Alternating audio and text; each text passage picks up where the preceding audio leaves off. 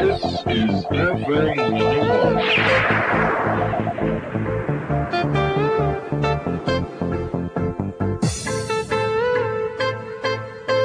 is FM Performance.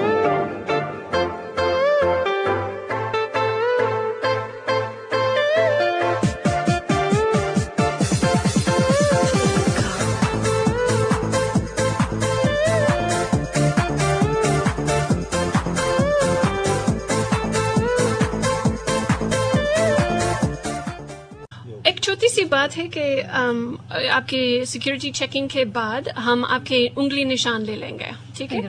اور آج کل اتنی بڑی مشکلات نہیں ہے، بلکہ سردی میں، خاص کر کے سردی میں کافی لوگ ڈرائنگ سوکھے ہوئے ہاتھ ہیں، ٹھیک ہے؟ اور آپ کے ہاتھ سوکھ ہو گئے تو ہم ٹھیک سے آپ کے نشان نہیں لے سکتے ہیں. سو غور کیجئے کہ آپ کے اپوائنٹمنٹ سے پہلے کچھ دنوں پہلے کریم لگانے لگے.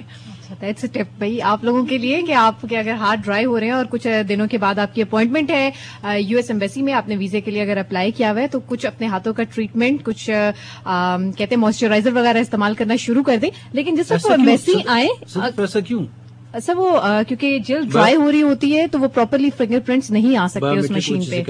جی بایو میٹرک کہتے ہیں اس کو، کیا کہتے ہیں؟ یا انگلی نشان یا فنگر پرنٹنگ.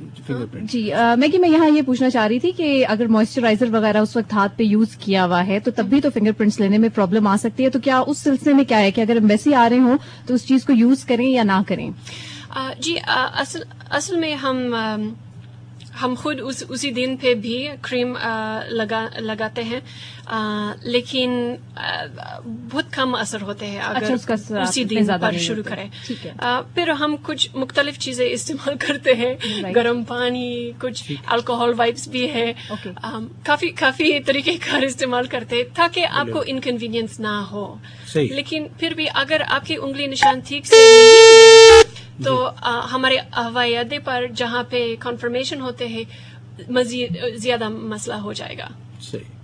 اچھا، یہ تو اسٹوڈینٹس کے حوالے سے یا سب کے لیے یہ تو ایک بیسک کرائٹیریا نا کہ ہاں ٹورسٹ ویزے کے لیے کر رہا ہے یا اسٹوڈنٹ ویزے کے لیے کر رہا ہے یا کہ تیسرے جو اور بھی کئی قسمیں ہیں اس کے لیے.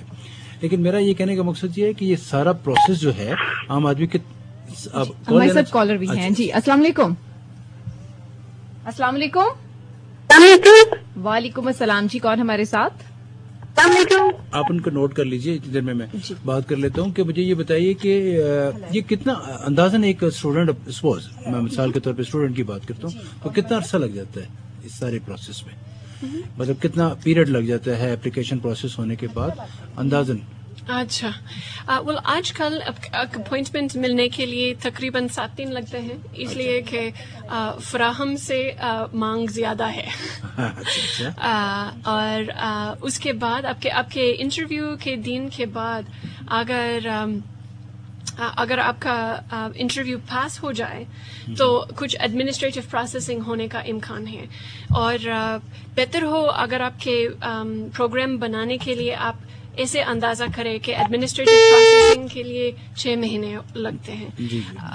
انشاءاللہ اس سے کم ہو جائے گا، لیکن میں کسی کو خاطری نہیں دے سکتی ہوں کہ اس لیے کہ کبھی کبھار بہت زیادہ وقت لگتا ہے. I think I am sorry میں اگر آپ کی بات نہیں کاٹ رہا، دس از آلسو ریلیونٹ بیکاز اکثر ہوتا ہے کہ اسٹوڈینٹس اسپیشلی وہ اپلائی کرتے ہیں about 4 or 5 months before the semester starts, and اکثر student they get into a university for instance in England اور in the United States, but ان کو ویزا اس ٹائم سے پہلے بفور دا سیمسٹر اسٹارٹس اب تک فراہم نہیں ہوتا، تو they often have to withdraw their application. اصل میں آج کل ہمارے امریکی یونیورسٹی سمجھتے ہیں کہ یہ ایڈمنسٹریٹو پروسیسنگ کا مزید کام چلتا رہتا ہے، ٹھیک ہے. اور ہمارے تجربے کے مطابق وہ بہت تعاون کرتے ہیں. اگر وہ اگست والی اسٹارٹ ڈیٹ مس ہو جائے تو وہ ایک نیا I-20 فارم ایشو کرتے ہیں تاکہ وہ اگر فال سیمسٹر شروع نہ کر سکتے ہیں تو اسپرنگ میں شروع کر سکتے ہیں. سو بہتر ہو اگر آپ کی یونیورسٹی کے ساتھ رابطہ رکھیں جب آپ ویزا کے لیے انتظار کر رہے ہیں. اور بہترین طریقہ کار یہ ہے کہ آپ جلد از جلد انٹرویو کی اپوائنٹمنٹ لے لیں. اچھا، صحیح.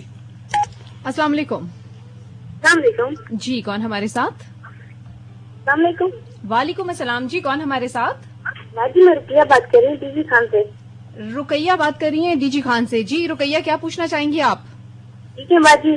बाजी मैं पूछना चाहूँगी, मेरी कजन है, उसका रंग बहुत काला है, अच्छा तो वो कहती है मुझे ऐसी क्रीम बताएं जो मैं गोरी हो जाऊँ. अच्छा ठीक है, thank you very much. Ji listen, ये जो प्रोग्राम है ये आपको हम दोबारा से बताते चले, हम यूएस वीजा हासिल करने के हवाले से बात कर रहे हैं, अमेरिकन वीजे के हसूल के हवाले से ये प्रोग्राम कर रहे हैं. अगर इससे रिलेटेड कोई सवाल आपके पास मौजूद है तो आप वो जरूर कीजिए. कराची में अगर जब वीजे के लिए हम कह रहे थे कि कराची में अगर किसी ने एप्लीकेंट जो है वो क्या तरीका कार करे? जी आजकल हमारा एक नया कौंसल खाना सर्विसेज शुरू हुए. ये जनाब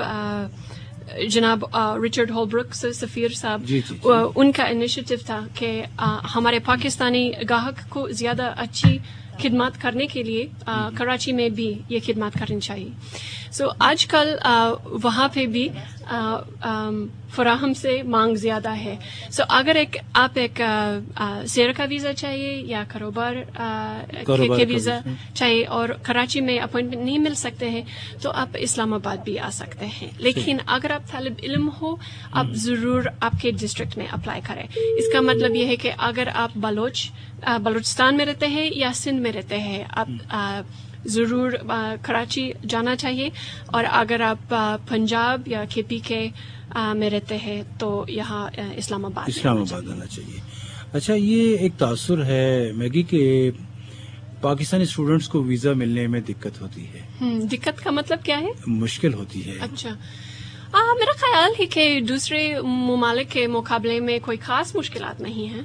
लेकिन कोई तलब इल्म भी जो अमेरिका में पढ़ना चाहते हैं वो हमें दिखाना पड़ेगा कि उसका इरादा पढ़ने का इरादा है. ठीक है, कि वो अपना प्रोग्राम सक्सेसफुली कंप्लीट कर सकते हैं, वो मुकम्मल कर सकते हैं. और उनके पास काफी पैसा होना चाहिए ताकि वो पूरा स्टडी की फीस अदा कर सकते हैं. अस्सलाम वालेकुम जी. जी वालेकुम सलाम. जी कौन हमारे साथ? मैं माइकल बात कर रहा हूँ रावलपिंडी से. जी क्या पूछना चाहेंगे आप?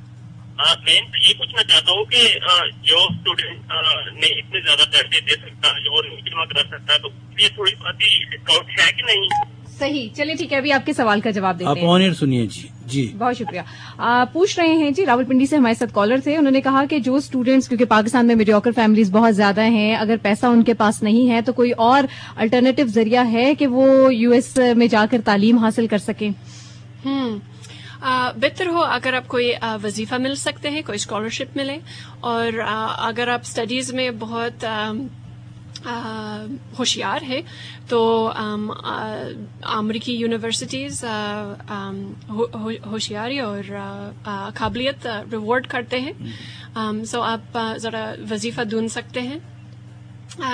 ये भी है कि हम समझते हैं कि पाकिस्तान में एक जॉइंट फैमिली सिस्टम है जी. और मुमकिन है कि एक पूरा खानदान एक बच्चे के मुस्तकबिल के लिए इन्वेस्ट करते हैं. तो हम समझते हैं कि अल्टरनेटिव मीन्स है. लेकिन बात यह है कि जब आप इंटरव्यू के लिए आए आप हमें सबूत दिखाने के लिए तैयार होना चाहिए कि ये पैसे कहाँ से आ रहा है. सही. हमारे साथ एक और कॉलर है. अस्सलाम वालेकुम. वालेकुम अस्सलाम जी. जी मैं नवीद कादिर बोल रहा हूँ डेरा गाजी खान से. जी नवीद कादिर साहब.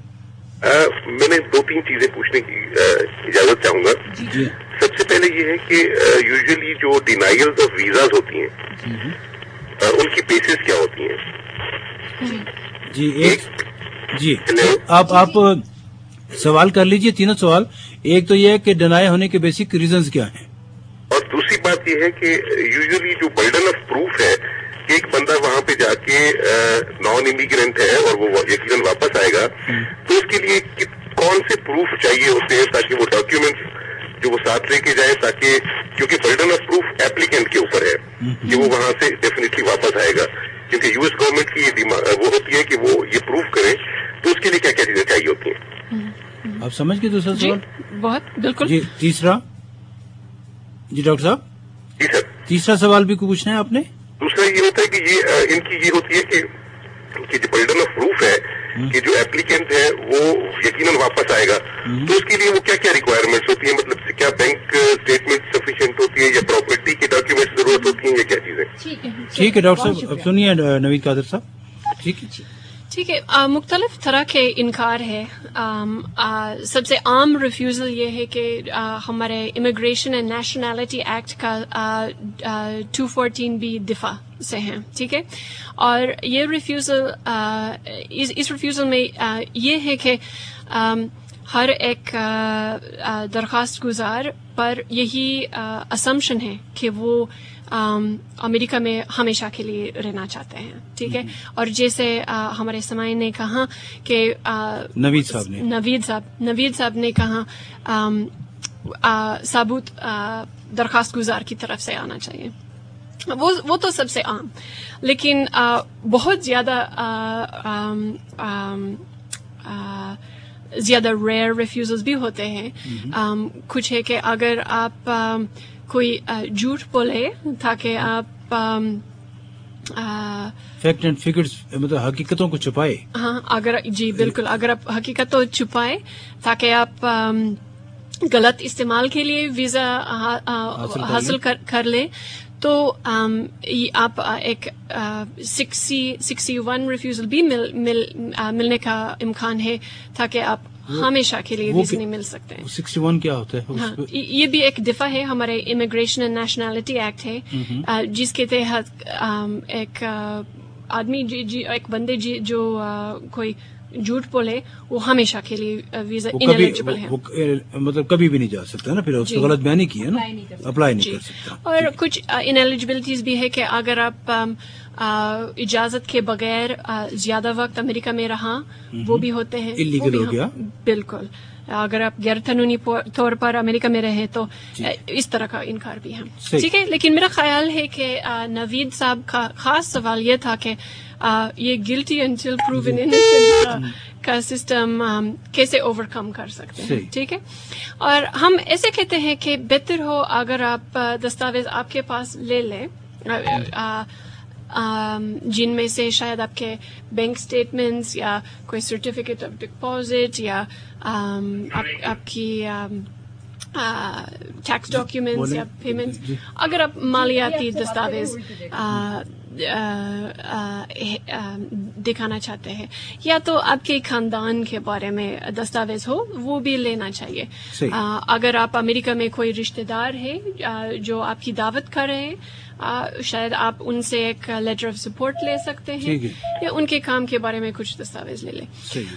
اکثر وقت ہم دستاویز نہیں دیکھتے ہیں, اس لیے کہ ہم صرف دستاویز دیکھنا چاہتے ہیں اگر ہم ایسا لگتا ہے کہ کسی کوئی نہ کوئی جھوٹ بول رہے ہیں, تبھی ہمیں یہی کاغذ والے ثبوت دیکھنا چاہتے ہیں. اگر ہم ایسے لگتے ہیں کہ لوگ سچائی سے ان کی ذاتی حالات کے بارے میں بات کر رہے ہیں, تو ہم ثبوت دیکھنے کی کوئی ضرورت نہیں ہے. لیکن کافی لوگ ہیں جن کی اصلی ذاتی حالات ہماری امریکی حساب کے مطابق اہلیت تو نہیں.